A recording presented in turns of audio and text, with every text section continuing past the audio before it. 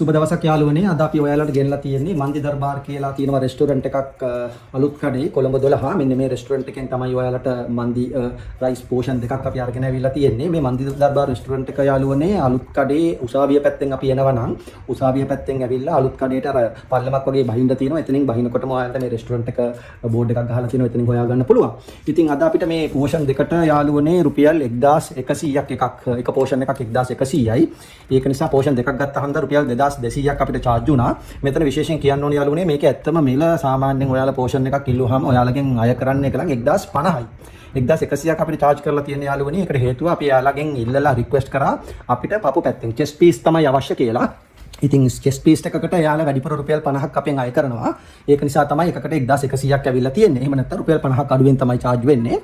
1100 ගානේ පෝෂන් දෙකටම රුපියල් 2200ක් වුණා. දැන් අපි කෑම එකට යමු. හරි. එතකොට මෙතන බොක්ස් දෙකක් අපිට දීලා තියෙනවා. කෑම පෙට්ටි දෙකක් ඇවිල්ලා තියෙනවා. මේ දෙකම එකම කෑම එක තමයි යාළුවනේ මන්දි රයිස් තමයි මේකේ තියෙන්නේ. ඉතින් මේකේ මුලින්ම අපි බර බලලෙමු කොච්චරක විතර weight එකක් මේකේ තියෙනවද කියලා. ඔව්. මෙතන තියෙනවා ග්‍රෑම් 847ක්. එක පැක් එකක ග්‍රෑම් 847ක් තියෙනවා. ඊළඟ එකත් මොකටද අපි නිකන් බර බලමු. මේකේ නම් 825යි. ඉතින් අපිට පොඩි දලා අදහසක් ගන්න පුළුවන් ග්‍රෑම් 800යි 850ක් වගේ අතර තමයි ප්‍රමාණයක් තමයි අපිට රයිස් හම්බ වෙන්නේ. ඊට අමතරව යාළුවනේ අපිට දීලා තියෙනවා යාළුවා රයිතා. උඩුවප කිරි ඒත් එක්කම ලුණු දාපු රයිතා පැකට් දෙකක් දීලා තියෙනවා. තව අපිට හොදි පැකට් දෙකකුත් දීලා තියෙනවා. ඉතින් යාළුවනේ අපි කිව්වා වගේ අපි ඉල්ලුවේ යාළුවගෙන් chest piece පපු පැත්තෙන් තමයි ඉල්ලුවේ fried chicken. එතකොට මෙන්න මෙහෙම ලොකු fried chicken portion දෙකක් අපිට මෙහෙම මේ මේක දාලා වල තියෙනවා.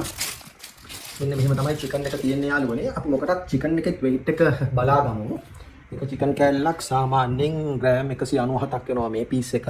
මේක පපු කෑල්ලක් chest piece එකක්. ඊළඟ එකක් මොකටද කියලා බලමු. මේක ග්‍රෑම් 235ක් වෙනවා. ඔව් එතකොට මේ කෑල්ල ලොකුයි අනිත් එකට වඩා. නමුත් මෙහෙම ලොකු chest piece දෙකක් තමයි අපිට හම්බ වෙන්නේ යාළුවනේ. ඊට අමතරව දැන් අපි ඉතින් මේක unbox කරලා බලමු කොහොමද මේ කෑම එක තියෙන්නේ කියලා.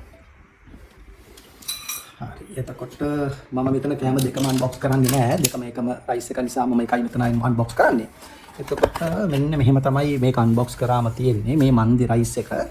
මේකට උඩින් එයාලා දාලා තියෙනවා මැලේ අච්චාරුවක් දාලා තියෙනවා. මැලේ අච්චාරුවක් දාලා තියෙනවා. මේක එතකොට අපි පොඩ්ඩක් බෙදාගෙන බලමු කොහොමද තියෙන්නේ කියලා. අපි මේ මැලේ අච්චාරුව පැත්තකට කරලා දාගමු.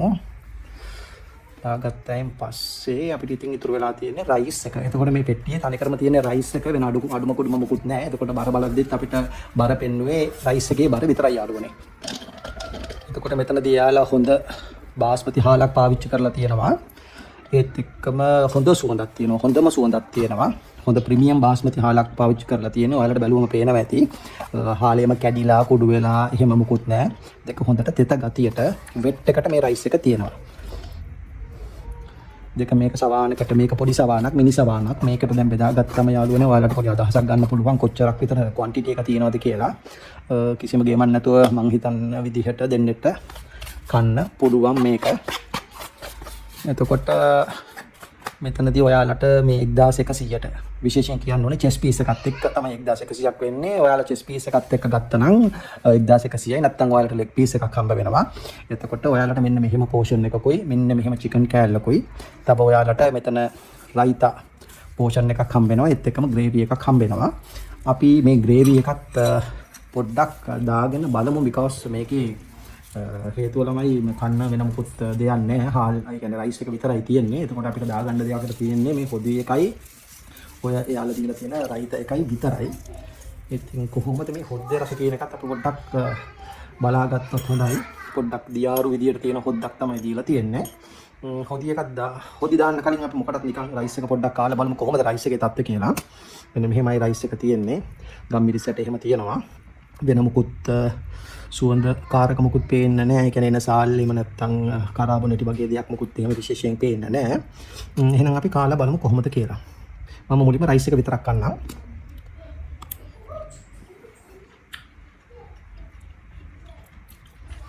හොඳ රහත් වෙනවා යාළුවනේ. හොඳටම හොඳයි. හොඳට චිකන් ෆ්ලේවර් එක රයිස් එකේ හොඳට බැහැලා තියෙනවා. හොඳට තියෙනවා. ඊට අමතරව අපි පොඩ්ඩක් මේ ග්‍රේවි එක දාලා කාලා බලමු කොහොමද ග්‍රේවි එකත් එක්ක තියෙන්නේ කියන එක රහ. දියාරු ග්‍රේවි එකක් තමයි දීලා තියෙන්නේ. කොහොමද තත්ත්වය කොහොමද කියලා බලමු. ග්‍රේවි එකත් හරිම රහයි යාළුවනේ. හරියට නිකන් සුප් එකක් වගේ. සුප් එකක්ම නෙමෙයි. සුප් එකට වඩා පොඩ්ඩක් ග්‍රේවි පැත්තට බරයි. නමුත් රයිස් එකට හොඳටම ගැලපෙනවා. හොඳට දාගෙන කන්න පුළුවන්. ඊට අමතරව එයාලා අපිට දීලා තියෙනවා පොඩි රයිතා එකක්. රයිතා එක මෙන්න මෙහෙමයි තියෙන්නේ. අවුමිරිස්, එතකොට කැරට්, එතකොට මුදෝප කිරි, කර්ඩ් එහෙම වැටිලා තියෙනවා මේකට. දැන් අපි හැමදේම එකතු කරලා කාලා බලමු. චිකන් එක මෙහෙමයි තියෙන්නේ යාළුවනේ. ඔයාලට පේන වැටෙන ලොකු චිකන් කෑල්ලක්. පොඩි කෝටින් එකකුත් දාලා තමයි යාලා ෆ්‍රයි කරලා තියෙන්නේ. එතකොට පොඩි චිකන් කෑල්ලකුත් දාලා යාලා දීලා තියෙන මැලේ අචාරු වලට නම් මම එච්චර කැමති නෑ. ඒක නිසා මම ඒක පාවිච්චි කරන්නේ නෑ. කැමති කට්ටියට දාලා කන්න පුළුවන්. මේ රයිත එකත් පොඩ්ඩක් ලං කරලා යාලා දීලා තියෙන ග්‍රේවි එකත් අපි පොඩ්ඩක් දාලා කෑම කාලා බලමු කොහොමද තත්ත්වය කියලා.